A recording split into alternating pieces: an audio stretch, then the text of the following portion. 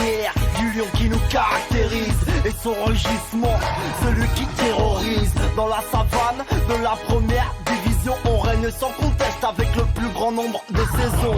On fait partie du paysage, plus de 80 ans d'âge. Mais les crocs du lion sont toujours aiguisés, acérés, attisés par un glorieux passé. La flamme qui vit dans nos cœurs ne connaît pas d'extincteur. À l'origine du professionnalisme et du championnat de France, on est longtemps resté une référence. Notre lion a engendré des lionceaux, premier club à se doter d'un centre de formation. 3 coupes et 2 titres nationaux majeurs, quelques aventures européennes et pour l'heure des talents disséminés un peu partout, pas d'aigreur, une fierté, c'est comme ça, par chez nous. La crinière du lion, une couronne sur son encolure, symbole de l'empire. Bonsoir messieurs, bonsoir Fred, bonsoir Tony. Tony, comment ça va? En forme. En forme? Alors attends, je vais monter un peu ton micro. Voilà, mettre un peu plus fort. Voilà, ça devrait être bon. Bon, passez une bonne journée? Nickel. Très bien. Très bien? Bonne journée. Bon, bah c'est parfait alors. Pour mon retour à l'antenne, oui. Ah oui, ça y est, c'est fini les vacances. Oui. Terminé, ça y est? Au boulot là? Ah bah ça reprend. Hein. Oh, j'ai bien commencé mon retour, hein. Tout va bien. Bon messieurs, vous savez qu'en ce mois d'octobre, il y a un événement spécial. Vous êtes au courant? Non? Vous n'êtes pas au courant? Rose. Exactement, Octobre voilà, il y en a un Rose, qui oui. suit, monsieur Frédéric Fitch, là. Suis pas, là. Eh oui, il y a Octobre Rose. Et vous savez à quoi est destiné Octobre Rose, quand même? Cancer du sein, je crois. Exactement, c'est une campagne annuelle de communication qui est donc destinée à sensibiliser les femmes sur le dépistage du cancer du sein. Et moi, je vous propose d'écouter le jingle. Bonjour, c'est Evelyne Delia. D'habitude, je vous parle de la pluie et du beau temps. Aujourd'hui, c'est de vos seins dont je veux vous parler. Ne laissez pas le nuage du doute s'installer. Tous les ans, faites surveiller vos seins. Croyez-moi, ça peut sauver votre vie. Ceci est une campagne contre le cancer du sein de l'association Ruban Rose. Eh bien oui, c'était Octobre Rose. Pendant tout ce mois, tout le monde se met aux couleurs du ruban rose, c'est le nom de l'association. Et bien sûr, pour le À dépistage... ne pas confondre avec ruban rouge qui est pour le sida. Hein. Ah, c'est pas pareil, ruban rose, hein, j'ai dit, voilà. Il y a Non, le mais je dis à ruban ne pas rouge. confondre Oui, avec, c'est ça. rouge. C'est ça. Donc il y a plein de manifestations qui ont lieu un petit peu partout. Il y avait les boucles roses, d'ailleurs, ce week-end à Besançon. Et là, je voulais participer, mais étant grippé, ça a été un petit peu compliqué. Donc j'espère voilà, que je serai présent la saison prochaine. Et donc, En octobre prochain. Oui, exactement, en octobre prochain. Donc il y aura plein de choses, plein de manifestations. Donc allez-y, allez donc soutenir Octobre Rose.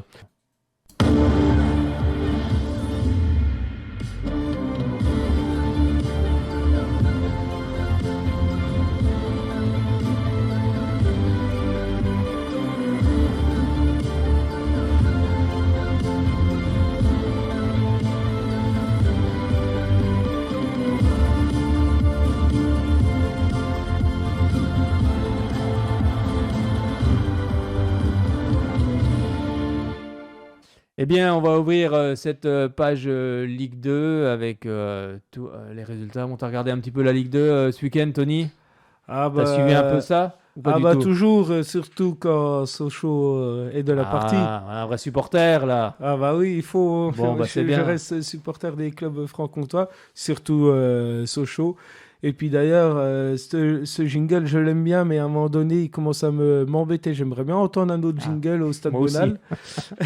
Mais malheureusement... Moi aussi, je te rassure. Mais en plus, ça sera le dimanche, donc ça arrangera mon agenda aussi également. Mais c'est vrai voilà, je crois qu'on aimerait toutes et tous que ce jingle de la Ligue 1 résonne dès la saison prochaine. Mais pour ça, eh bien, avant ça, il faut gagner des matchs. Mais on va Mais revenir... ils vont le faire. Oui, c'est ça. On l'espère, on l'espère. On croise les doigts. Et on va regarder un petit peu ce qui s'est passé pour cette 10e journée. Et on va s'intéresser à la rencontre qui avait lieu à 15h entre Saint-Etienne et Grenoble. On va dire maintenant qu'il n'y a plus Saint-Etienne-Lyon. C'est un peu le derby. C'est vrai, il est pris comme un derby. Et c'est surtout le retour des supporters de Saint-Etienne au stade de Geoffroy Guichard. Même s'il y a eu une grève des encouragements. Parce qu'en fait... le club de Saint-Etienne. Ils ont interdit les tambours, je crois. Ouais, c'est ça. En fait, ils ont fixé 1 heure pour rentrer tout le matériel.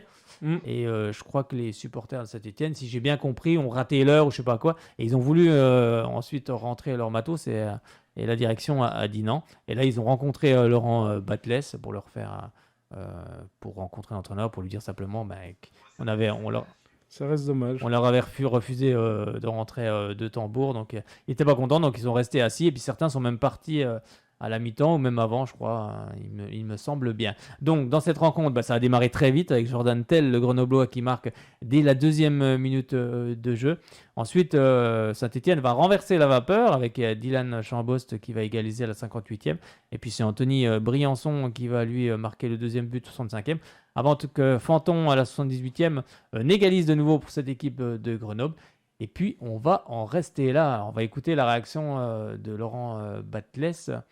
Forcément, de la déception pour l'entraîneur stéphanois. On va l'écouter. C'était chez nos confrères de beIN Sport. Laurent, d'ailleurs, vous étiez dans le vestiaire il y a quelques instants pour un débrief, comme d'habitude, avec vos joueurs. Quelle a été la tonalité de votre discours après ce match ? Non, je leur ai juste dit que pour pouvoir prétendre gagner des matchs comme ça contre des équipes qui sont très bien regroupées et qui jouent bien les contres, il faut mettre beaucoup plus d'intensité, ce qu'on a fait sur la 2e mi-temps. Je pense qu'en première mi-temps, on a joué un peu à la baballe et sans vraiment faire mal à cette équipe. Et en 2e mi-temps, on a vu un vrai visage de ce que je voudrais voir. Maintenant, on est tombé aussi sur un bon gardien, on s'est créé des occasions. Malheureusement, aujourd'hui, on subit le fait qu'à chaque fois qu'il y a un tir, il y a but pour les adversaires. Donc il faut faire le dos rond, mais il y a beaucoup de choses quand même encore à améliorer. Vous parliez de ces demi-temps différentes. C'est souvent cette saison que Saint-Etienne fait demi-temps totalement opposés. Comment changer ça, justement, être plus constant pour aller ramener les 3 points ? Non, après il y a eu des matchs où on a très bien joué, notamment en première. Après le truc c'est que quand vous jouez contre des équipes comme Grenoble qui a un fort bilan défensif, qui joue très très bien défensivement, qui joue avec de la transition très très rapide, il faut pas prendre le premier but. Et il faut essayer de les faire sortir, essayer de marquer toi en premier pour pouvoir après les contrer. Malgré tout, je pense qu'en 2e mi-temps, c'est ce qu'on a su faire. On n'a peut-être pas joué les contres comme il fallait, puisque nous, Brice les a laissés dans le match et il peut y avoir 3-1 et on sort avec 2-2. Donc voilà, c'est un fait de jeu. Maintenant, on doit s'améliorer là-dedans aussi. Oui, puisque ce compteur, en attendant, tourne au ralenti. Est-ce que ça commence un peu à être inquiétant, selon vous ? De toute façon, à partir du moment où on est dans cette zone et qu'on n'arrive pas à gagner à domicile et qu'on ne prend pas de points, c'est malgré tout inquiétant. C'est pas la place où on aimerait être. Maintenant, j'espère que par moment on aura un petit peu plus de réussite, un petit peu plus de justesse pour pouvoir prétendre gagner des matchs. J'aimerais juste revenir sur une séquence avant match. Vous êtes allé au pied de ce COP, aller voir les supporters, échanger avec eux, puisqu'ils ont protesté contre le fait qu'on leur ait pas laissé rentrer, soi-disant, de tambour. Quelle a été la tonalité aussi de cet échange avec les supporters? Non, mais ça s'est très bien passé. Ils voulaient me parler. Il est vrai que j'avais pas de souci à aller les rencontrer. Ils m'ont juste expliqué qu'ils étaient solidaires de nous, qu'il n'y avait pas de souci, mais que par rapport à ce qu'on leur avait empêché de rentrer, ils ne se voyaient pas faire des encouragements. Je trouvais ça dommage. Je leur ai dit qu'on avait besoin d'eux et on a vu que, notamment sur la fin, j'aurais aimé qu'ils soient encore plus là. Merci beaucoup, Laurent. On espère les retrouver dans 2 semaines. Merci. C'était donc Laurent Batles du côté de Saint-Etienne. On va écouter toute la réaction de Vincent Ognon, qui lui aurait espéré mieux quand même. Il n'est pas forcément très content, notamment sur l'arbitrage. Je vais l'écouter. Bon, on va essayer de faire les choses dans le calme, Vincent. Je vous sens très remonté quand même. Non, je suis plutôt satisfait quand même. Déçu ou satisfait? Satisfait alors, oui. De prendre un point ici, on sait que c'est dur, le retour du public. Oui. Dès le calendrier, on savait que c'était pour nous, donc on s'attendait forcément à ce que ça pousse très très fort. Ça a poussé très très fort, notamment en 2e quand ils attaquaient derrière, où il y avait leurs supporters derrière notre but, donc c'était compliqué, mais satisfait de prendre un point ici. Vous avez eu le sentiment de vous battre un peu contre l'arbitre, non? Parce que je vous sentais un petit peu agacé dans votre zone technique. C'est évident que moi j'ai trouvé mes joueurs à la hauteur et c'est vrai qu'il n'a pas été beaucoup aidé parce qu'on a revu là par exemple la grosse occasion où il y a l'arrêt fantastique de Brice Beaubleu. On peut la revoir d'ailleurs. Je pense que ça part d'une action où il y a une faute plus qu'évidente de la part sur mon joueur Ingando. Ça dure 30 secondes, ça continue, mais les arbitres ils n'aident pas à côté et j'aurais été contrarié de prendre ce but. Heureusement, Brice a su réparer l'erreur arbitrale. Ah, justement, Brice Maubleu, faut en parler. Quel arrêt il nous a fait. Alors, il en a fait 7, mais alors une parade incroyable. Comment vous l'avez vu, vous? Incroyable, et nous aussi on a marqué 2 buts. On a eu des occasions, on aurait pu tuer le match en début de deuxième mi-temps. Donc il faut équilibrer les choses. Saint-Etienne est une très bonne équipe, un jeu très ambitieux dans la possession. Mais nous, je pense qu'on n'est pas loin d'avoir 4-1 contre 1 avec le gardien. Et quand il y a un contre 1 avec le gardien, pour moi c'est une grosse occasion. Et en début de deuxième mi-temps, j'étais inquiet quand on a raté ces occasions. Et vous a plu votre équipe dans l'ensemble? Franchement, en première mi-temps, on aurait pu faire beaucoup mieux. En deuxième, on a résisté beaucoup, même si une fois qu'on a raté les 2 occasions, on a résisté. On aurait pu faire mieux, mais un buteur qui vient du banc de touche aussi, c'est toujours quelque chose. Ça montre quelque chose dans un groupe.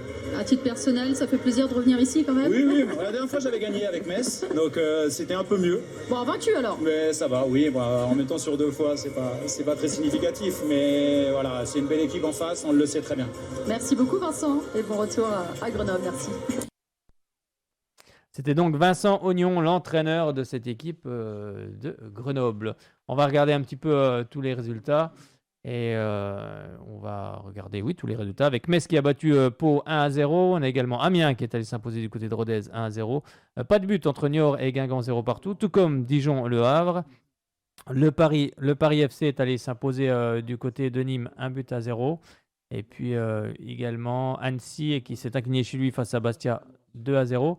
Et Quevilly est allé battre Caen 1-0. Ça, c'est une surprise avec Quevilly, donc où il y a l'ancien entraîneur de Sochaux, Olivier Echouafny. Eh bien, on va s'intéresser à Valenciennes-Sochaux.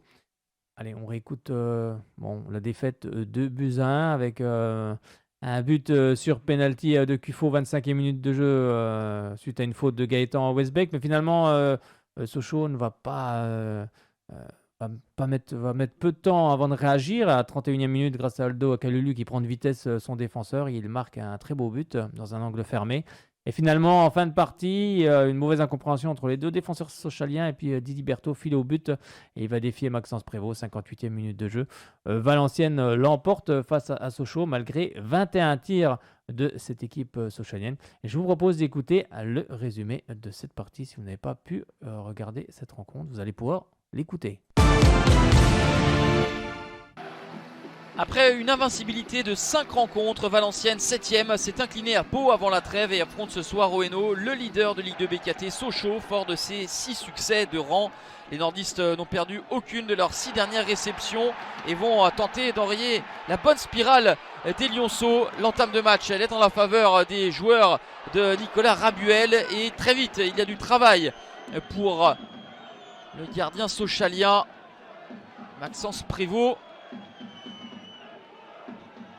Petit zèrement dans la défense doubiste.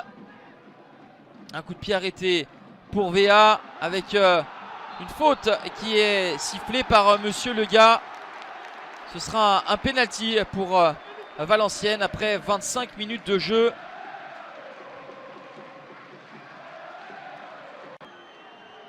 Le spécialiste maison se nomme Geoffrey Cuffaut. Le capitaine de VA s'est transformé. Ça fait 1-0 pour les Valenciennois. Deuxième but de la saison pour Geoffrey Cuffaut qui vient sur ce coup de pied arrêté valider la très bonne entame de match des nordistes.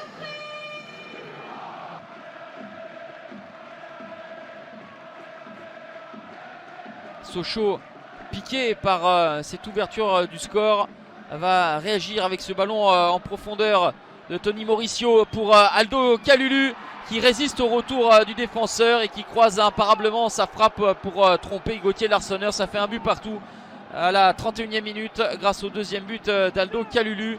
C'était la première véritable offensive des Sochaliens,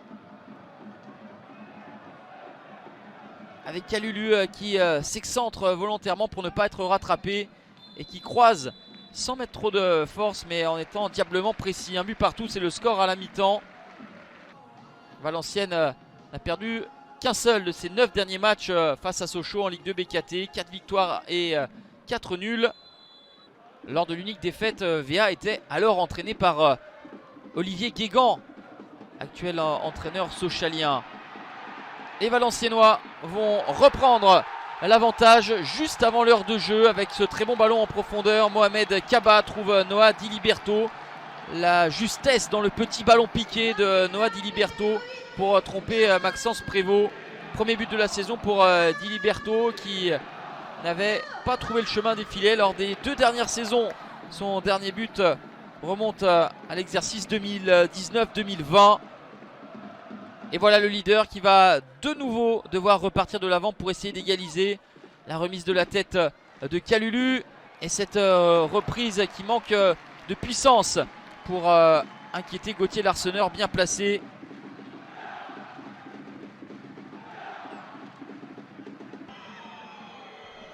Sochaux qui pousse, Valenciennes qui est en résistance mais qui va maintenir ce but d'avance. Coup d'arrêt pour Sochaux qui s'incline 2-1 au Hainaut après 6 victoires consécutives. Les Lionceaux, deuxième, abandonnent la première place au profit d'Amiens. VA se repositionne à 3 longueurs de son adversaire du soir.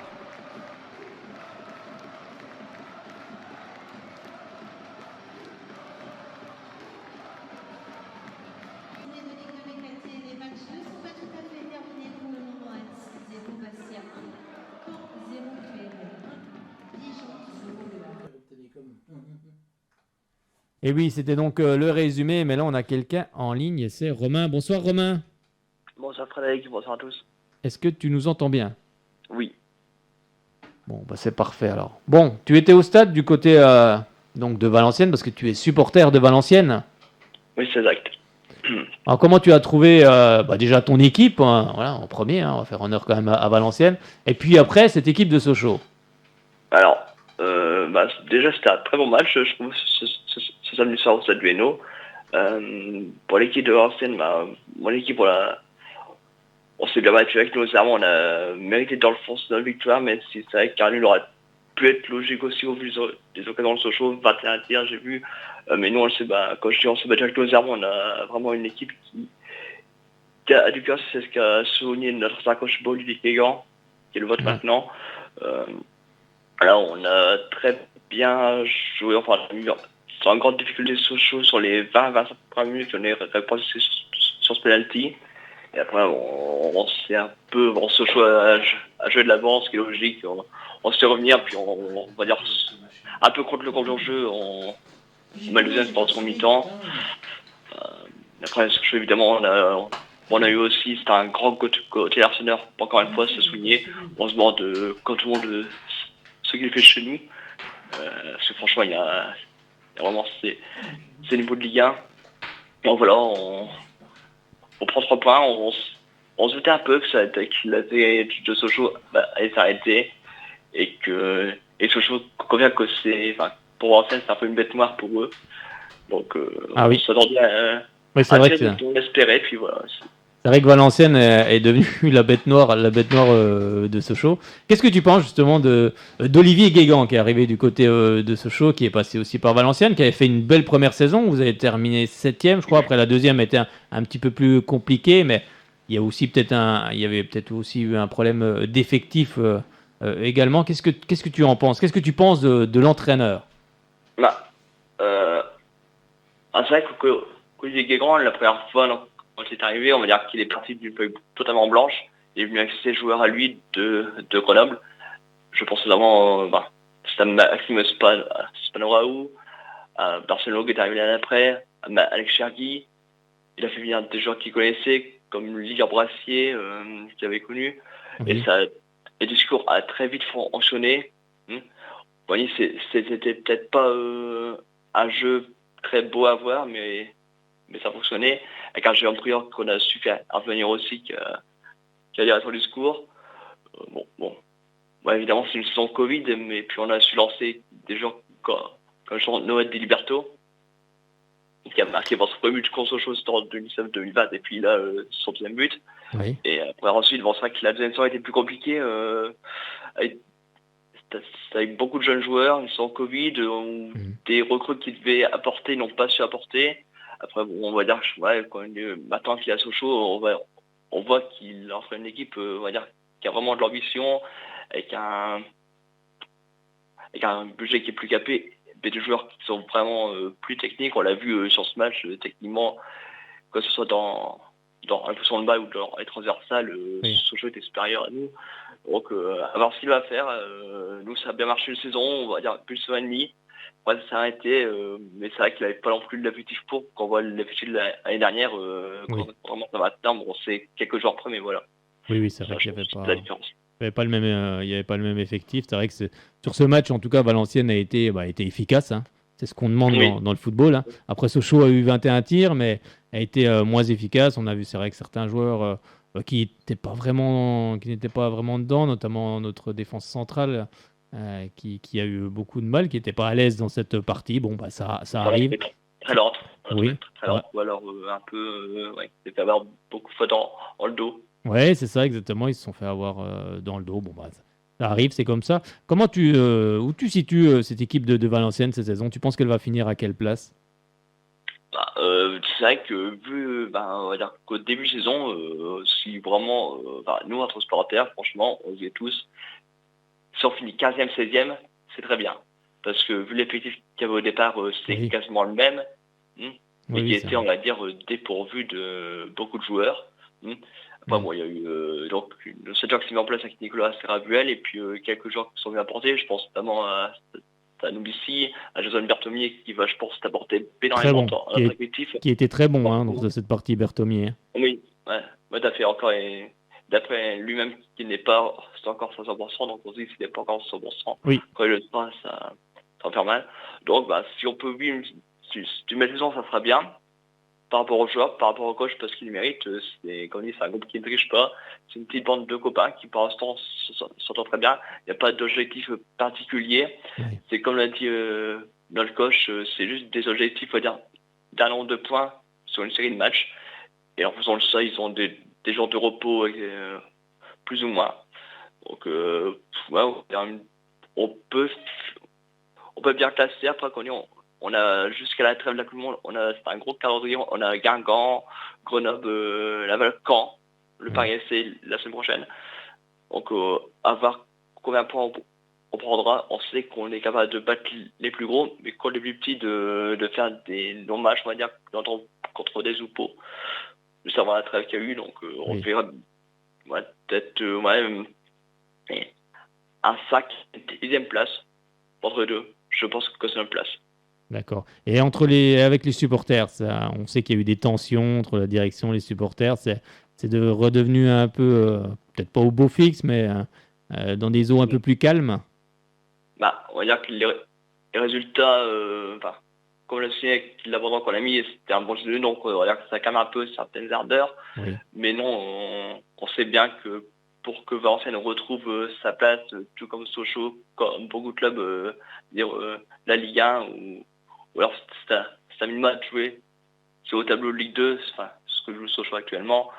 C'est un changement de direction. On va dire qu'on n'a pas assez des moyens pour franchement jouer au tableau et espérer une montée. On est descendu en tant que Sochaux, la meilleure place, c'est 7e sur une saison Covid. Donc c'est un problème. Ouais, c'est sûr que c'est pas évident.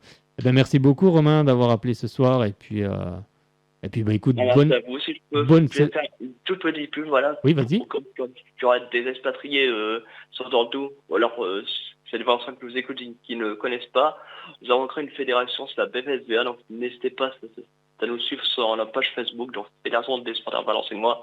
Donc on essaie de créer souvent du lien entre des supporters expatriés et d'autres, et pour essayer d'avancer au mieux et de valoriser le VFC. Et oui, c'est important parce qu'il y a des supporters sans doute expatriés un petit peu partout, comme Sochaux, il y en a un peu dans tous les coins, et c'est vrai qu'il faut rassembler tout le monde et pour passer de bons moments, car le football, il faut le souligner, reste une fête. C'est exact.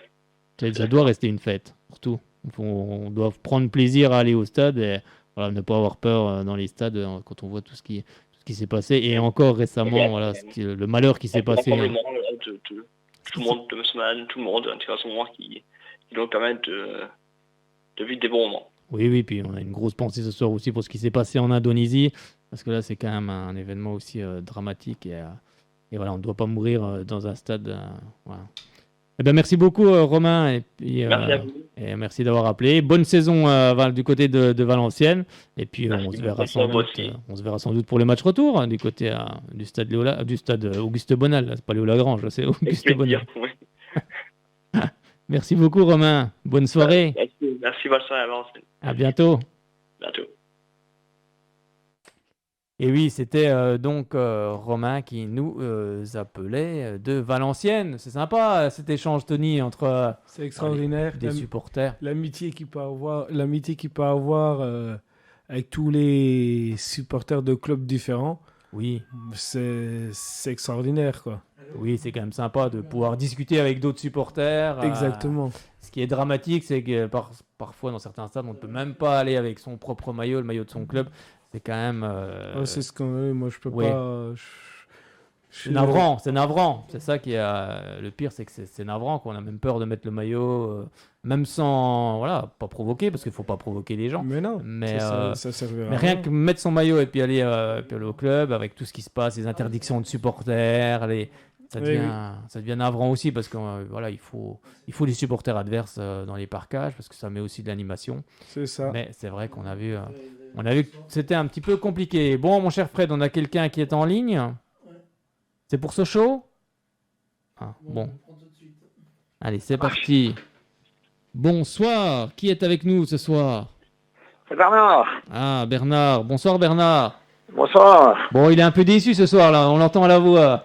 Ah oui, je suis très déçu, puis je suis un peu foutrage contre les arbitres. Ah, ça y est, c'est les arbitres ce soir. Qu'est-ce qu'ils Ah, nous bah, prennent je pense que quand même en deuxième mi-temps sur Kaloulou, il y a pénalty quand même. Hein.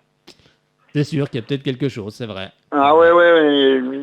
D'après la télé, moi, que je disais avec mon copain Eric, là, c'est après le match, on va dire il tombe pas tout seul, quoi. Il tombe pas tout seul. Oui, après, bon, c'est sûr que ça n'a peut-être pas été sifflé, mais est-ce que c'est que la faute de l'arbitre sur cette rencontre ? Est-ce qu'il n'y a pas aussi une mauvaise entame de match des Sochaliens, un peu comme ce qu'on a vu contre Nîmes ? Oui, parce qu'on prend le moment, après, on prend un pénalty au bout de 25 minutes. Le pénalty, c'est pas évident. Oui, mais parce que quand on regarde bien sur l'image à la télé, c'est le joueur de Valenciennes qui vient taper dans Westbeck.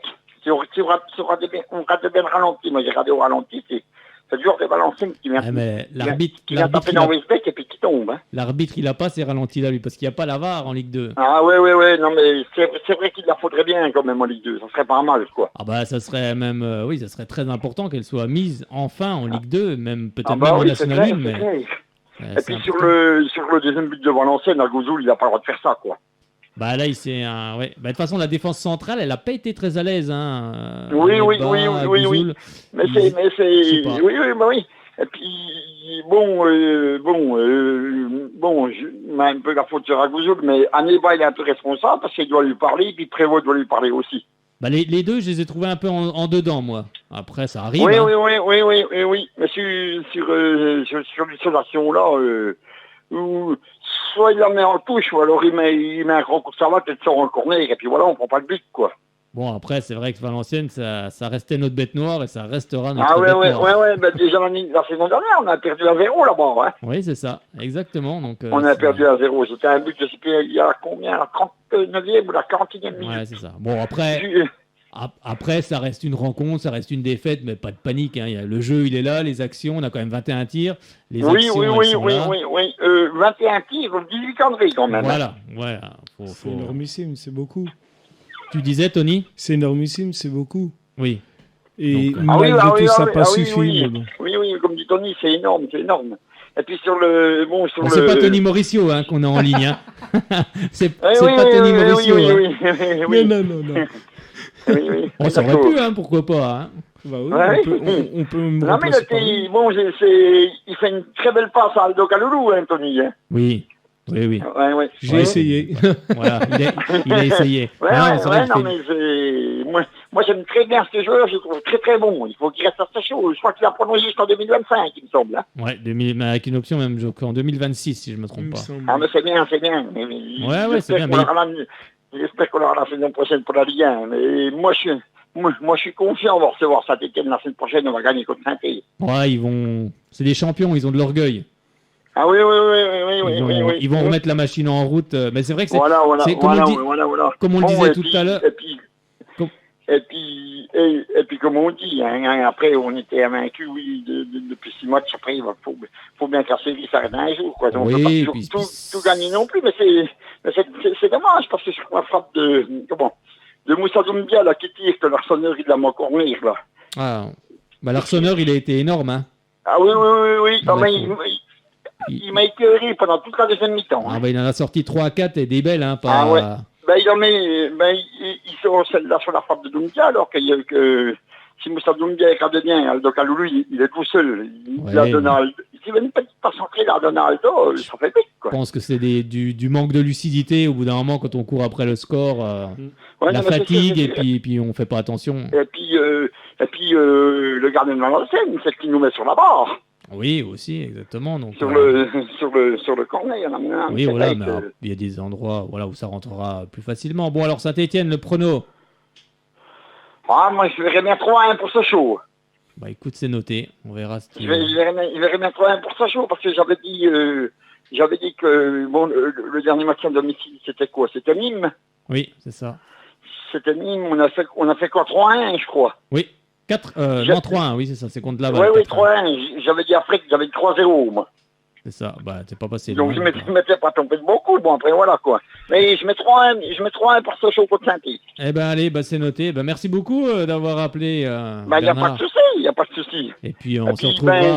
À la semaine prochaine, je pense. Bah, pas la semaine prochaine, parce que comme il y a le match le lundi, il n'y aura pas d'émission. d'émission. Oui, c'est vrai. Mais... oui, c'est vrai. On se retrouvera la semaine d'après. 45, c'est vrai. Pour valider le résultat. C'est vrai, oui, mais...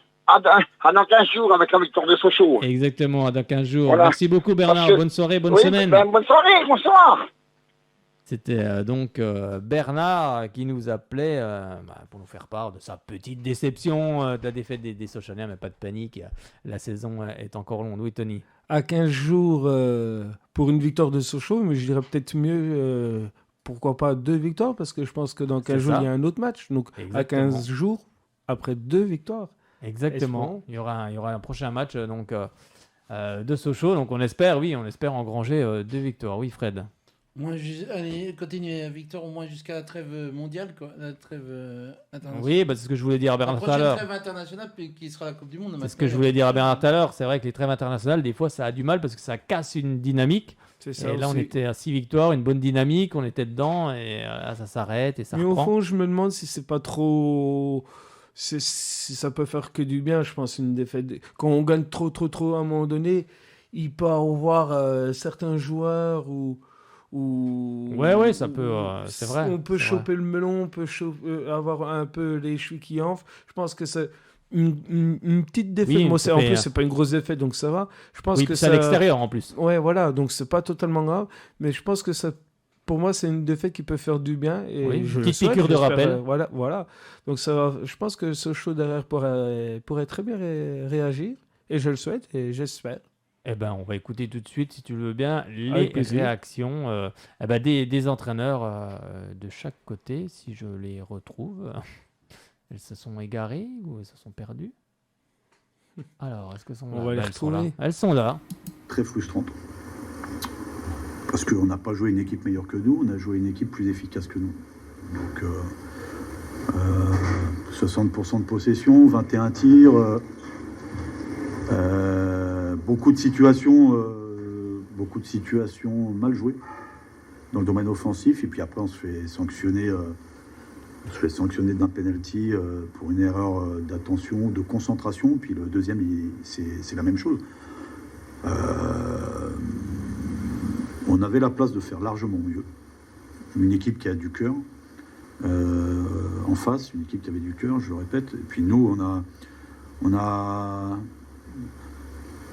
montrer par moments des choses intéressantes, mais pas assez sur la continuité du match, et on n'est pas récompensé tout simplement. Donc maintenant il va falloir vite retravailler, puis repartir sur un match très intéressant lundi prochain, à nous de bien récupérer pour se projeter dessus. Quand il y a un résultat négatif, on est toujours plus en alerte et on essaye d'analyser pourquoi. J'ai ma petite idée, mais c'est vraiment frustrant et dommage ce soir parce que on aurait dû faire mieux, on avait largement la capacité de ramener des points ce soir. Plus de concentration sur l'aspect défensif et un peu plus de justesse et de détermination dans le secteur offensif pour marquer. Mais voilà, c'est l'histoire de ce match. Il faut le digérer, on va le digérer rapidement, puis on va se projeter sur la suite. Et c'est que le 10e match, il y a encore beaucoup de chemin à parcourir. C'est bien de rejouer un gros match derrière. Ça va nous permettre de retravailler très rapidement et très fort de suite dès demain matin. Et puis se projeter sur la suite. C'est l'histoire de ce match. Il nous a manqué des choses ce soir. Après cette interruption d'une quinzaine de jours, on a manqué de rythme aussi par moment. Mais maintenant, on se projette sur la suite. Une victoire, je dirais, à l'énergie, parce que mais là, il a fallu encore cavaler pendant 95 minutes. Mais je le dis depuis plusieurs semaines, c'est la force du vestiaire, c'est la force du groupe. Ça se confirme. Après, je reste aussi persuadé que sur la durée, il nous faudra malgré tout plus de maîtrise pour mieux passer les temps faibles d'un match. Mais on va pas faire trop le gourmand, on va surtout savourer en restant focus sur tout ce qu'on peut encore améliorer, parce que là aussi, le contenu amène les points. Donc il faut rester focus là-dessus, se servir de la bonne énergie, des points pris pour gagner en confiance surtout. Gagner encore en confiance. Et oui, c'était donc Olivier Guégan et l'entraîneur Nicolas Rabuel de cette équipe de Valenciennes. Prochain match de Sochaux, donc ça sera donc Saint-Étienne lundi 10 octobre à 20h45, notez-le sur vos agendas. Et après, ce sera donc le match du côté du stade Saint-Symphorien, du côté du FC Metz. Mais là, ce sera à huis clos, car suite aux incidents qui se sont produits du côté de Metz, eh bien, le match sera donc à huis clos. Eh bien, ce sera face à Sochaux. Donc, c'est navrant pour les supportrices et supporters de Sochaux qui voulaient se déplacer du côté de Metz pour voir une belle rencontre. Eh bien, ce ne sera pas possible. Les prochains matchs, donc la prochaine journée, la 10e journée, donc à lundi 3 octobre, on aura, donc c'est-à-dire ce soir, il restera un match pour cette 10e journée. Donc, ce sera Laval-Bordeaux à 20h45. Il y aura la 7e journée ce mardi 4 octobre, mais ça, c'est un match en retard. Guingamp-Rodez à 20h45. Rappelez-vous, l'équipe de Rodez avait eu un problème avec son avion. Et puis, ce samedi 8 octobre, donc début de la 11e journée, à 15h, Bordeaux-Metz, à 19h, Caen-Niort, Quevilly-Nîmes, Le Havre-Bastia, Amiens-Dijon, Paris FC Valenciennes, Guingamp-Annecy, Grenoble-Laval, Pau FC Rodez. Et puis, le lundi 10, comme je vous l'ai dit, Sochaux-Saint-Étienne à 20h45. Au classement, Amiens et Sochaux sont en tête avec 20 points et 19 points. Le Havre est 3e avec 19 points, 4e Bordeaux 17 et 5e Guingamp 17. On retrouve 6e Valenciennes 16 points. Et en bas de classement, on retrouve 17e, 18e, 19e et 20e. Rodez, Saint-Étienne, Nîmes et Niort avec respectivement 9 points pour Rodez et 8 points pour les 3 dernières équipes. Et c'est Crasso qui est en tête des buteurs, le Stéphanois, avec 7 buts. Eh bien, on va refermer cette page Ligue 2. On ouvre la page National 2 et National 3. Et c'est à toi, mon cher Fred. Dis-nous un petit peu tout ce qui s'est passé. 6e journée de National 2, avec dans le groupe B, la SMBFR qui se déplaçait du côté d'Agno. Les Belfortins ont fait comme match fini à but partout. Les Belfortins avaient ouvert le score et les Agnoviens sont revenus dans les toutes dernières minutes de la partie. Quant au deuxième match, c'est le Racing Besançon qui recevait l'équipe de Sainte-Geneviève, une équipe francilienne, où ce sont les Bisontins qui sont imposés 3-2 pour leur première victoire de la saison. Alors, au classement, les Belfortins sont 5e avec 9 points et le Racing Besançon est 15e et avant-dernier avec 5 points. Quant au prochain match, quant à la prochaine journée, le Racing Besançon se déplacera du côté de Furiani, donc en Corse, donc du côté de Bastia. Le match qui aura lieu le jeudi 13 octobre et puis le samedi 15, la SMBFR recevra la réserve du stade de Reims. T'as pas oublié quelqu'un en N2 ? Mais le groupe C, le Jura Sud. Eh oui, vas-y, Jura Sud. Le leader, on peut dire, puisque ce sont les leaders. Invaincus. Qui sont imposés du côté du stade Mayol à Toulon, 1-0. Exactement. Au classement, le Jura Sud est premier avec 14 points. Et ils recevront, lors de la prochaine journée, l'équipe de Marignane-Gignac, donc comme des Bouches-du-Rhône. Eh bien, on écoute tout de suite David Lefrappert. Oui, on écoute tout de suite l'entraîneur David Lefrappert après cette rencontre et surtout cette première victoire des Bisontins.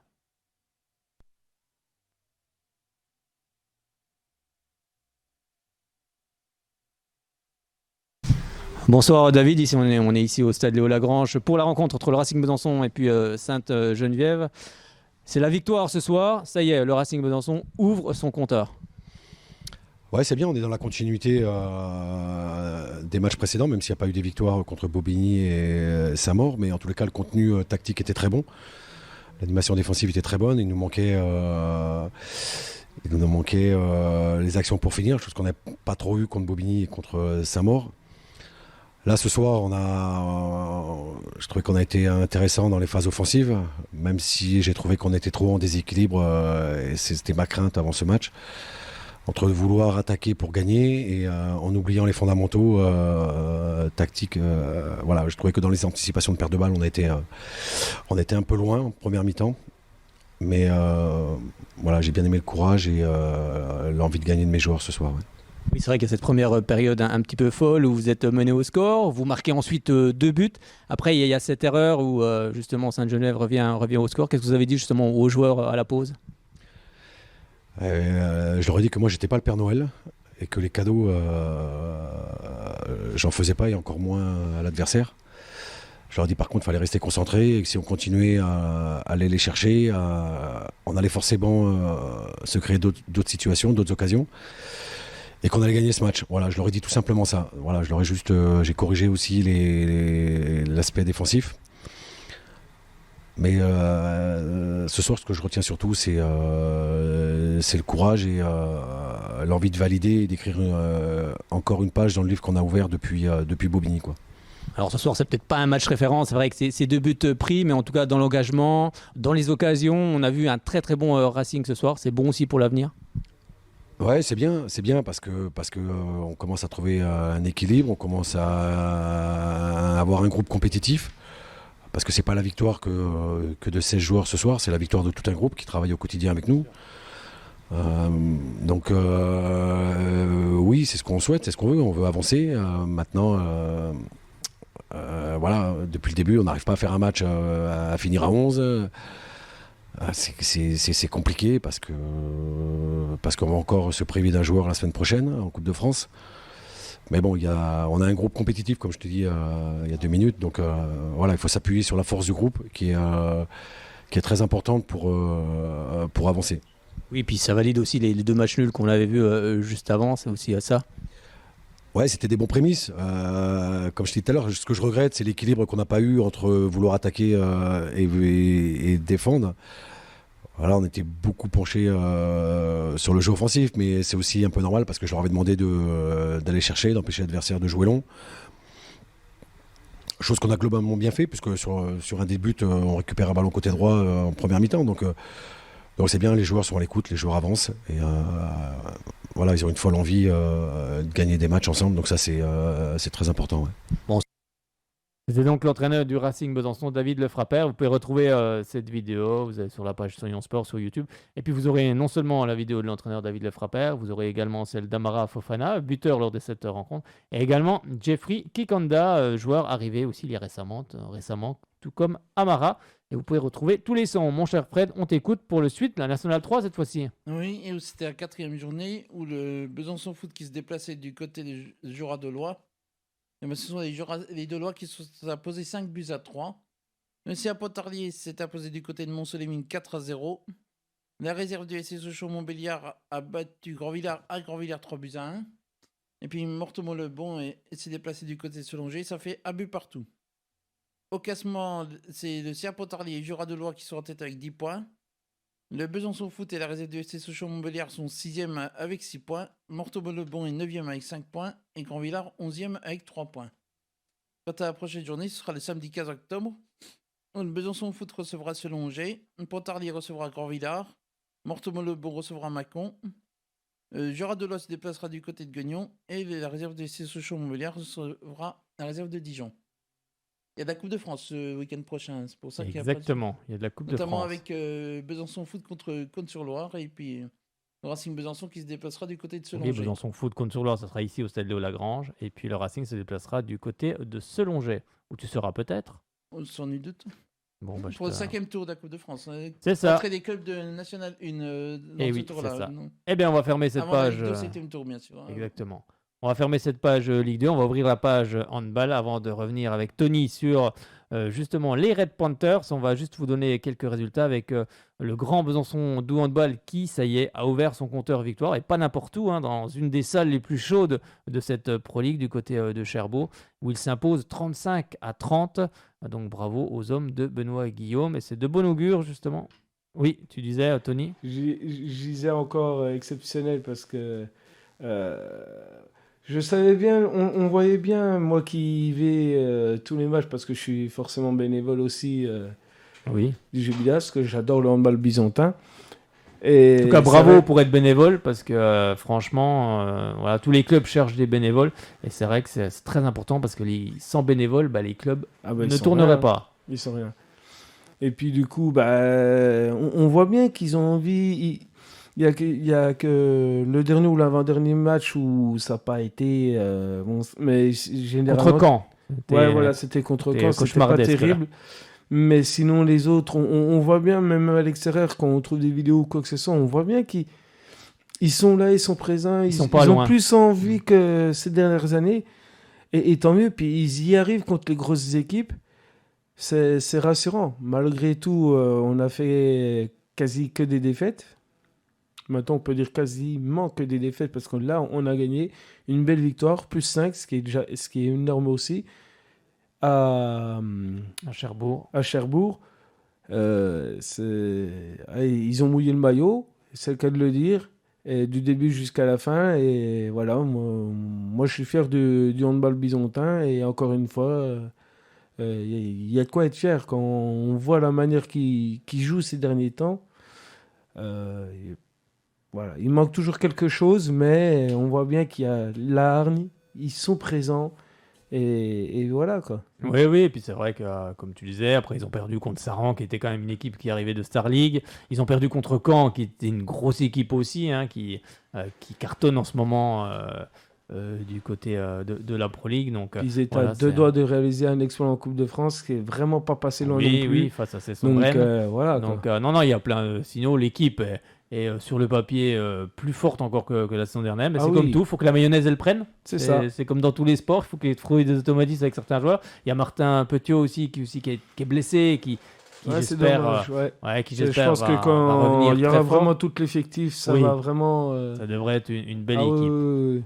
Juste deux autres résultats en National 1 avec Belfort qui s'est imposé face à l'US Ivry, donc la réserve 33-27. Et puis le CS Vesoul qui s'est incliné chez lui face à Tremblay 32-31. Qu'est-ce qu'on pouvait... C'était, pardon, ça y est, on arrive en fin d'émission, je commence à avoir des syllabes qui sautent.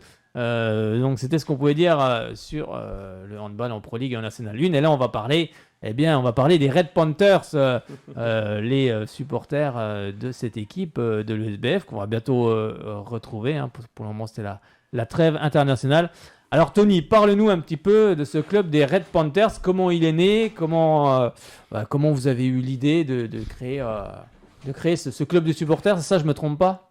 Non, c'est tout à fait ça. Au début, c'était surtout un groupe, on n'était pas encore une association. Et c'est en fait, moi et mon petit frère, mon frangin, on a été voir les premiers matchs de l'ESB quand elles sont revenues en LFH, en la saison 2015-2016. On a été voir le premier match. Ça nous a plu, on s'est dit il faut qu'on essaie de voir tous les autres matchs, on va essayer de prendre un abonnement. Et puis le soir du premier match, on a rencontré le futur trésorier, d'ailleurs que je salue s'il nous écoute, Saverio Rocchitelli. On le salue. Et il était avec son fils, et puis ils ont vu que nous deux, moi et mon frangin, on essayait de chanter, on essayait de lancer des chants à deux, c'était pas évident, sans tambour, on n'avait rien du tout. Et puis il nous a rejoint avec son fils, et puis le match suivant, ils étaient venus avec des tambours qu'ils ont achetés eux-mêmes. Et puis au fur et à mesure, on a rejoint, il y avait deux papis à l'époque qui faisaient déjà un petit peu de bruit avec un trompettiste, et puis un papy qui avait un gros tambour. On les a rejoints pour essayer de faire un peu plus de bruit. Et puis, la fin de saison, on s'est dit qu'il faudrait qu'on essaie d'organiser quelque chose pour l'année prochaine, avoir un groupe, quoi. Oui. Et puis, il me semble que lors de l'intersaison 2015-2016 et 2016-2017, il y a eu un changement de speaker. Et à ce moment-là, cette personne-là, si j'ai bien compris, cherchait à avoir un groupe de supporters et qu'ils puissent communiquer justement avec nous, enfin avec un groupe de supporters pour qu'ils puissent réussir à mettre de l'ambiance. Et justement, je ne sais plus trop comment on a fait pour justement se mettre en contact, mais je crois qu'il a réussi à se mettre en contact justement avec mon futur trésorier. Mon futur trésorier m'a prévenu, puis du coup on s'est dit, bah oui, pourquoi pas. Il nous a dit, bah écoute, viens, il y a une réunion qui va avoir lieu au Palais des Sports avec des personnes qui seront intéressées à faire partie de ce groupe. Et puis... du coup, on y est allé, puis on a débuté le groupe officiellement donc pour la saison 2016-2017. Au début de la saison, on n'avait pas encore notre fameuse bâche rouge et blanche, mais ça arrivait en cours de la saison. Et puis voilà, ça c'est venu au fur et à mesure comme ça, et au fur et à mesure, on a essayé de faire notre boulot. Puis au jour d'aujourd'hui, il y a 2-3 saisons, on a réussi à créer une association. D'accord. Qu'on essaye d'attirer un peu de monde, mais c'est jamais évident. Est-ce que c'est facile, justement? Vous êtes combien dans ce groupe? Officiellement, on est une petite douzaine, mais après, il y a beaucoup de bénévoles, beaucoup de personnes qui sont un peu aussi occupées en étant bénévoles aussi de l'ESBF. Et puis, malheureusement, il y a beaucoup de personnes qui, avec le boulot, c'est jamais facile. Donc là-dessus, c'est assez dur. Mais bon, on ne peut pas leur en vouloir. Hein, le boulot avant tout, bien sûr, évidemment. Bien sûr. Non, mais bien sûr. Mais sinon, voilà, on est 5-6 par match. On essaye de faire un peu de bruit. Et justement, je suis là aujourd'hui. C'est pour essayer, si vous aimez chanter, ou même pas forcément chanter, mais si vous aimez essayer de taper sur quelque chose, des tambours de préférence, venez nous rejoindre, parce que en fait, nous, on est là surtout par passion de l'ESB, passion du handball forcément, parce qu'on aime bien voir le beau jeu au Palais des Sports, mais on aime énormément l'ambiance, on aime l'ESB. Et ce qu'on cherche, c'est une ambiance familiale. Pourquoi pas ultra, mais je préférais éviter, parce que quand on voit certains ultras comme ils se produisent dans certains endroits... C'est plus dans le foot, ça, le handball. Il y en a un peu moins. Mais... Oui, le handball, heureusement. C'est quand même une autre mentalité. Mais voilà, c'est pour ça que je préférais une ambiance familiale pour qu'on puisse passer un bon moment malgré une défaite. C'est sûr, si on perd, on sera déçu et tout, mais... C'est vrai que ça serait bien un COP, élargi pour mettre l'ambiance. Ça serait quand même super au Palais des Sports, parce qu'on a connu des grosses ambiances. Je parle du basket, mais je parle aussi et même de l'ESB. Quand il y a des matchs de Coupe d'Europe, il y a quand même des sacrées ambiances. Mais c'est vrai que ça serait bien de fédérer. C'est vrai que c'est pas évident. Non, c'est pas évident. C'est pour ça que j'essaye par tous les moyens de faire venir du monde. Après, voilà. Et que te répondent les gens, justement, quand tu veux essayer de les faire venir, des gens qui sont passionnés aussi par l'ESB, parce qu'il faut être aussi passionné par l'ESB. Qu'est-ce qu'ils te répondent, justement, ces gens?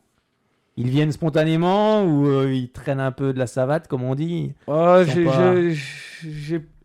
J'ai pas envie de dire qu'ils traînent de la savate, malgré que c'est un peu ça, parce que j'ai envie de les faire venir, justement. Bien sûr. Mais c'est... Le problème du public byzantin, c'est pas forcément un problème, parce que c'est pas plus mal non plus, et c'est même très bien, mais c'est c'est un public de connaisseurs. C'est vrai. Ils connaissent énormément le handball, et ils aiment bien voir le handball parce qu'ils connaissent le handball.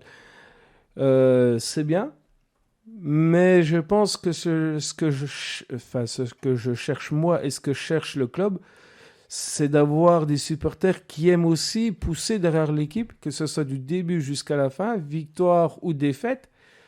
Et je pense qu'ils cherchent tout ça, quoi. Ils cherchent des supporters qui chantent derrière eux. Bien sûr. S'il y en a qui n'aiment pas trop chanter, qui tapent. On peut taper dans les mains. Avec nous. Dans les mains. Et puis, ils peuvent. Voilà, vous ne serez pas forcément obligé de chanter avec nous, mais tant que vous venez dans le groupe, bah, vous tapez des mains, vous essayez de mettre de l'ambiance tant que vous pouvez et du mieux que vous pouvez. Après, la porte sera grande ouverte et puis faudra pas hésiter de prendre des renseignements puis on sera là pour vous répondre. Alors c'est vrai que le Grand Besançon 2 handball, on en parlait tout à l'heure, ils ont fait une convention avec l'UFR Staps, je sais pas si tu as vu ça, avec des jeunes qui sont venus, qui vont revenir, d'ailleurs je crois qu'ils vont arriver contre le match contre Bordeaux, parce que je crois que la fac reprend un peu plus tard, il me semble, après je suis pas très à l'étude de tout ça, mais ils ont mis une ambiance la saison dernière, une ambiance de malade. C'est extraordinaire, hein. Surtout le tifo, le dernier match, j'en revenais pas. J'ai eu les yeux qui pétillaient. Alors, est-ce que le club de l'ESB, moi là ça dépasse votre cadre, mais est-ce que le club de l'ESB pourrait pas justement faire des partenariats comme ça? Parce que franchement, après il pourrait peut-être pas être là à tous les matchs non plus, mais non, malheureusement. Je veux dire, c'est des jeunes aussi, c'est des forces vives et c'est eux qui font aussi mettre des ambiances de fou, quoi. Est-ce que le club vous aide justement dans l'organisation, dans le quotidien de l'assos et tout? Si, il y a des fois, l'année dernière, très peu de fois malheureusement, après ça dépend aussi peut-être de leurs moyens aussi à ces gens-là. Oui, ils ont fait venir un groupe le même qui va aussi au GBDH, c'est le groupe de musiciens. D'accord, la qui fanfare sont souvent, là. Voilà, les fanfares qui sont souvent derrière toi. Oui, derrière. Ouais, c'est vrai. C'est vrai. Ils jouent très bien d'ailleurs. Ah oui, exactement. Et ils sont venus déjà une ou deux fois. C'est vrai que cette année, j'aimerais bien les revoir et puis qu'ils viennent vers notre côté, vers nous. Ça serait pas mal. Je pense que ça serait une bonne ambiance. Et puis, si on peut faire venir Bon, après, je crois qu'ils viennent pas forcément du Doubs. Je crois qu'ils viennent d'assez loin, il me semble. Donc, du Jura, il me semble. Ah oui, donc, il y a un peu de route. Oui, c'est pas forcément évident. S'ils viennent le vendredi soir, puis il faut qu'ils reviennent le lendemain. Oui, non, c'est sûr, c'est compliqué. J'imagine que c'est un peu compliqué. C'est vrai que c'est compliqué. Mais c'est vrai que un groupe comme cet orchestre, c'est pas mal. Moi, j'aime bien ce genre de musique en plus, l'ambiance que ça met, j'adore ça. Après, les Stapsiens, moi, je pense que ça peut être une bonne idée aussi. Je pense que ça peut-être faire venir du monde. Donc, aller dans les facs de sport, parce que les jeunes, ils sont là. En plus, ils aiment le sport. Donc, leur faire goûter un petit peu aux prémices des matchs. Et puis après, de fil en aiguille, que ces jeunes reviennent. Parce que quand on aime, généralement, on revient voir quand même les matchs. Et justement, après, qu'ils reviennent mettre aussi l'ambiance. C'est vrai que, comme tu le dis, c'est pas toujours évident de fédérer. Et en plus... Le handball féminin est sous-médiatisé, il faut quand même le rappeler, parce que peut-être que ça joue aussi sur le fait qu'il n'y a pas forcément moins de monde dans le palais ou dans les autres salles, mais peut-être aussi que ça fait quelque chose quand même, parce que c'est quand même, on peut le dire, même plus largement, le sport féminin est sous-médiatisé en France, et j'espère, mais ça commence à progresser, mais c'est lent. C'est encore lent. Et malheureusement, je vois bien là où j'habite, je vois bien certains voisins, certaines personnes. Malheureusement, il y a quand même beaucoup de personnes à Besançon qui parle de l'ESB. Ah oui, je crois que c'est un club de handball. Je savais pas. Oui, puis quand même. Pourtant, le SB, c'est quand même très connu. Qui a quand même gagné des titres de champion de France, des coupes de France, une coupe d'Europe. C'est quand même pas rien. C'est quand même l'un des plus grands clubs en France, avec Metz et puis Besançon. À un moment donné, il y avait que ça. Bon, maintenant il y a Brest, il y a d'autres clubs, et tant mieux, parce que ça fait aussi que le championnat est vraiment encore plus relevé, va être plus relevé encore cette saison. Oui, mais heureusement. Mais c'est vrai que même autour de moi, des fois je parle de l'ESBF, le handball, tout, mais les gens sont pas. Voilà. Et après, en fait, il faut leur donner le goût de venir voir un match. C'est ça. Moi, c'est vrai qu'en on fait gagner des places et des choses comme ça. Il y a des gens qui sont jamais venus au handball et qui viennent, et puis finalement qui aiment ça, puis après ils reviennent. C'est ça, ils reviennent de fil en aiguille. Et ils viennent voir d'autres matchs aussi, d'autres équipes. Et c'est ça aussi qu'il faut donner le goût. C'est pas toujours évident. C'est pas toujours simple. Mais bon. Voilà. Après, nous, les gens qui viennent, on va essayer de leur donner notre passion. Enfin, on va leur donner notre passion, parce que c'est une véritable passion. Moi, je vis le SB à fond. Oui, bien je sûr. dors le SB.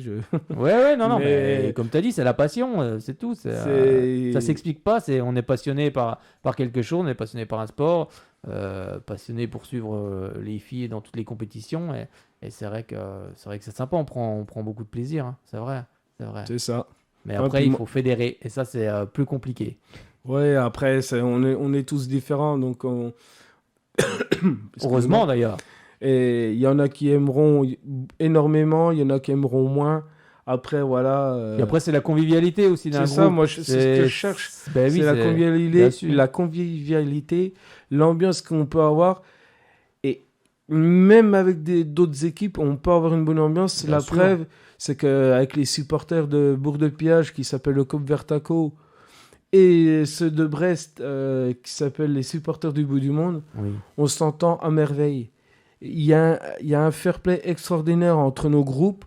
À chaque fois qu'on aille, bon, on n'est encore jamais allé à Brest, mais à chaque fois qu'on se déplace, qu'ils viennent, on boit l'apéro, on discute et on est content, on fait la fête, qu'on perde ou qu'on gagne. Oui, bien sûr, ça reste du sport. La dernière fois qu'on s'était déplacé à Bourg-de-Péage, l'USB malheureusement avait perdu, je ne me rappelle plus trop le score, mais après on a passé une journée extraordinaire, enfin une soirée extraordinaire.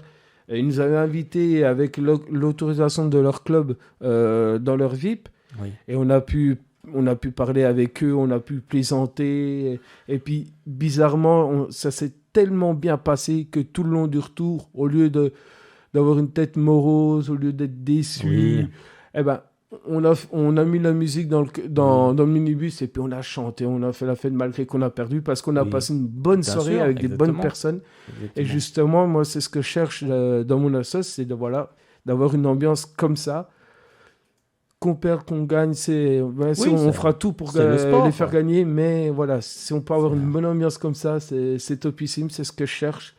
Alors, si on est une vingtaine et qu'il n'y a que 5 ou 10 qui mettent l'ambiance, qui chantent, c'est pas grave, tant qu'on fait vivre la sauce, tant qu'on fait vivre le groupe, si on arrive à faire vivre le groupe et la sauce, on arrivera à faire vivre l'USB parce que, je dirais pas sans nous, mais grâce à nous, l'USB, il y a des fois, il y a beaucoup de filles qui m'ont déjà dit, mais heureusement que vous étiez là parce que je sais pas ce qu'on aurait fait. Oui, bien sûr. Ça entraîne tout le monde. Ça oui. entraîne. Les supporters sont faits pour entraîner justement les joueurs, les joueuses à se dépasser. Voilà, pour les motiver encore plus. Et voilà, donc forcément, s'il y a une bonne ambiance, une bonne entente entre tout le monde, que ce soit dans les équipes adverses, avec les équipes adverses ou dans notre propre groupe, l'USB peut faire des miracles. Oui, et bien si sûr. elle fait des miracles, ça sera grâce à vous qui viendra nous rejoindre.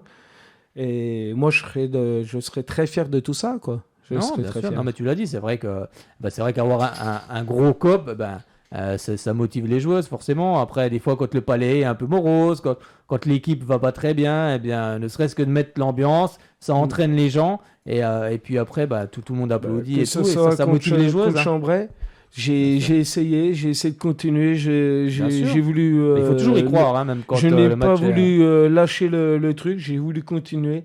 Malgré que c'était quasi fichu, c'était quasiment mort. Et puis je retiendrai aussi par exemple la finale. Je savais que dès la première mi-temps que c'était cuit. Oui, c'était compliqué. Mais c'était tellement exceptionnel. Moi j'ai continué. Non, en tout cas, vous avez mis une sacrée ambiance à j'ai Paris-Bercy. continué jusqu'au bout. Non, mais franchement, c'était génial. Paris-Bercy, moi j'y étais aussi. C'était super. C'était une sacrée ambiance des deux côtés. D'ailleurs, on est arrivé, il y avait les Messins qui étaient là et c'était très sympa. Tout le monde parlait ensemble. Et c'est vrai qu'après, dans Paris-Bercy, tout le monde était de son côté. Mais je veux dire, il y avait une superbe ambiance du côté de Besançon. Mais c'était exceptionnel. C'est vrai qu'on va pas tous les jours à Paris-Bercy. Mais c'était une super ambiance. Et ça, bravo pour ça. Je savais de toute façon en première mi-temps qu'on allait perdre. C'est pour ça que je me suis dit, tant qu'à faire, tant pis, on continue à chanter pour faire la fête. Il faut. On est à Bercy, on a été en finale, on était à Paris-Bercy. Et pour moi, déjà, vu l'adversaire, c'était compliqué. On savait que ça allait être compliqué. C'était compliqué, c'était pas Après, infaisable. ça reste sur un match, mais on savait que ça allait être compliqué. Voilà. Et puis, je me suis dit, on a été en finale. Pour moi, c'est notre trophée. On a été à Paris-Bercy. Bien sûr. C'était notre trophée. Donc, Oui. autant faire la fête, continuer à chanter. Non, ça récompensait une très belle saison. Avec un nouvel entraîneur, Sébastien Mizoul, qu'on salue. Et c'est ce qu'il a fait. Justement, c'est ce qu'il a dit, je crois, à 5-10 secondes de la fin, il a pris un temps mort. Et il a dit aux joueuses profitez à fond, les filles, c'est pas grave. Profitez à fond, vous avez fait une saison exceptionnelle. C'est vrai. Vous méritez tout ce qui vous arrive. Bravo à vous. Ne lâchez rien, c'est pas grave. Exactement. Allez, jouez à fond. Ouais, et exactement. Et sur le podium, il a bien fait parce que sur le podium, elles avaient le sourire. Oui, bien sûr. Bah, ils ont fait le match qu'elles pouvaient faire face à Metz. Exactement. Parce que Metz, elles ont été énormes, notamment avec Chloé qui a été aussi énorme sur ce match, qui est Ah, énorme elles là. ont vraiment bien eu. En Ligue des Champions, elle a quand même le dernier match face à Győr. Elle était Incroyable. extraordinaire. Là, en équipe de France, j'en parle même pas. Enfin bref, elle a pris son envol cette fois-ci. On la salue aussi également. Mais c'est vrai que voilà, le SBF fait une très belle saison. Et puis, comme tu le dis, il faut encourager de la première jusqu'à la 60e minute. Un match, même s'il est perdu, il faut être là pour encourager. Les joueuses, elles sont sensibles à ça. Et ça si fait, on aime l'équipe, c'est jusqu'au bout. Ouais, c'est exactement. C'est tout le jusqu'à temps, la vie c'est- à la mort, j'ai envie de dire. Non, mais c'est ça. Il faut tout voilà. le temps encourager. Puis quand on aime son club, on encourage tout le temps. C'est ça. Merci beaucoup, Tony. Tu as quelque chose d'autre à rajouter? À part que venez nous rejoindre. Oui. Et on passera des bons Alors, moments. où c'est que justement, si quelqu'un a envie ce soir de rejoindre le COP, où c'est qu'il faut qu'il s'adresse? Comment ça se passe? Par le compte Facebook des Red Panthers. D'accord. il y a un Alors compte c'est Red Facebook. Panthers sans S après le Red. D'accord. C'est Ok. Red R-E-D espace Panthers. Je mettrai le lien quand je remettrai l'interview. D'accord. Là, je mettrai le lien avec. Donc, juste par Facebook, c'est par là que il vous par envoie un Face- message et puis après vous rentrez en contact. En Oui, fait. exactement, voilà. D'accord. ok. Et puis si y en a qui ont du mal avec Facebook, qui viennent nous rejoindre directement, qui viennent nous demander et nous poser des questions qu'il faut jour de match, qui Bien viennent sûr. nous voir en tribune. Ouais. On est visible avec notre bâche rouge et blanche. Oui. Avec nos drapeaux, donc n'hésitez pas à venir nous poser les questions qu'il faut et puis ça sera avec un grand plaisir. Bon, j'espère qu'il y aura bientôt un gros COP du côté de l'ESBF sur une agglo de 300 000 habitants.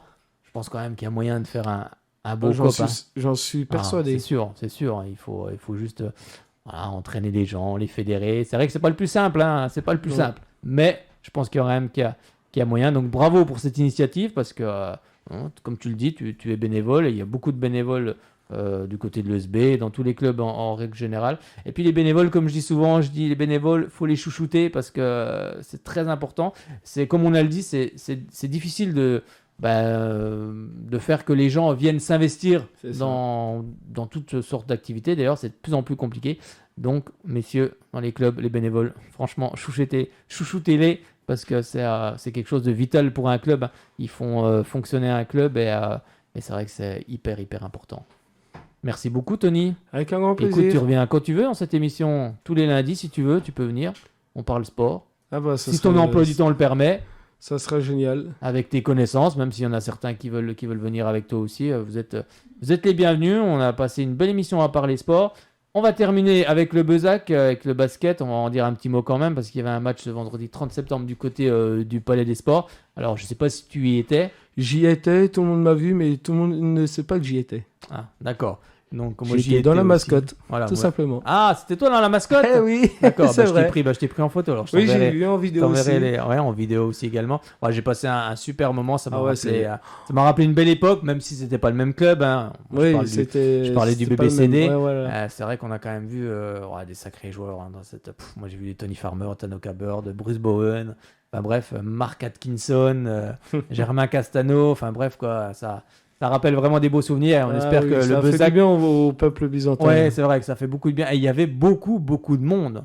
Franchement. Au c'est, début, j'avais des craintes et tout en début de match. Puis quand je regarde la moitié, quand je regardais du bas, j'ai dit oh là là, c'est bien rempli. Ah non, d'un il y coup. avait beaucoup de monde. Et incroyable. Avec et puis des l'ambiance en supporters fin de de match. Mulhouse, des Ah oui, supporters de puis Mulhouse ils ont bien aussi mis qui la ont mis bonne une belle ambiance. ambiance. Franchement. Non, franchement, une belle équipe de Mulhouse qui était qui était supérieure à celle du Voilà. Bezac. Un score final 70-80 pour Mulhouse. C'était logique malheureusement pour nous, mais quelle c'était ambiance. logique. C'est une belle ambiance et comme tu l'as dit, beaucoup de monde et ça fait du bien de revoir du basket au Palais des Sports. Ah oui. Le prochain match, ce sera du côté du gymnase des Montboucons face à, je le savais mais je me rappelle plus. Moi aussi.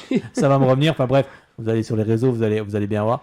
Et c'est vrai que c'était un bon moment. On espère qu'on va en revoir du côté du Palais des Sports, mais il y a embouteillage maintenant, hein, parce qu'il y a le SBF, donc il y a le GBDH, il y a le Bezac peut-être de temps en temps. Il y a Palante aussi qui est en D2, bravo. Hein, bravo. Je crois que c'est au mois de mars ou au mois d'avril le prochain match de Bezac, il me semble. Ouais, voilà, donc ça... embouteillage, hein, peut-être qu'il va falloir penser à construire peut-être une autre structure à Besançon, ou construire une autre structure à Besançon, style Laxon à Montbéliard, je sais pas, qui peut se muer en plusieurs choses, je sais pas. Après, ça serait bien. Ça sera aux collectivités de décider. Oui, après, voilà. Merci beaucoup, messieurs, pour être intervenus ce soir. Merci beaucoup, mon cher Fred. Un bon retour dans le sud pour aller chercher ton chat. Nous on se retrouve au 17. Tu le perds pas, hein. On se retrouve, oui, dans 15 jours. Oui. C'est ça. Après le match contre Saint-Etienne et après le match à Metz. Eh oui, après 2 victoires, on se retrouvera. Espérons-le, les 2 sur 2. J'espère pour les Sochalins. Merci beaucoup, Tony. Avec un grand plaisir. Merci beaucoup. Bravo au club des Red Panthers. On espère que cet appel, il va y avoir beaucoup de monde qui va arriver pour créer justement ce COP. Et puis tu reviens tous les lundis si tu veux. Avec un grand plaisir. C'est toi qui vois avec d'autres de tes copains. S'il y en a d'autres. J'adore le sport, surtout le sport franc-comtois. Donc s'il faut parler même de d'autres sportifs franc-comtois, parce qu'il va bientôt avoir la fameuse saison du biathlon avec les avec Quentin Fillon-Maillet, avec Émonier, donc tout ce monde-là. Oui, on parle de tout, il n'y a pas de sujet tabou ici, on parle de sport. Puis il va bientôt avoir, je crois, l'étape finale de la Coupe du Monde de cyclocross. C'est ça. Ça va être extraordinaire à voir. Ouais, c'est ça va être sympa, comme j'avais fait l'année dernière, j'avais été la voir. Et ça va être sympa. Donc écoute, tu es le bienvenu tous les lundis avec tes copains, pas de soucis, pour parler de sport. Merci beaucoup à toutes et à tous. J'espère que vous avez passé un bon moment en notre compagnie. On se retrouve pas lundi prochain, mais lundi dans 15 jours. Et puis on va se quitter avec KLX, donc la crinière du lion. Vous l'avez compris, notre jingle. C'est parti. Bonne soirée à toutes et à tous. Bonne semaine sur les antennes de Shalom Besançon. Et puis à dans 15 jours pour votre émission Soyons Sport. Bye bye. À bientôt tout le monde.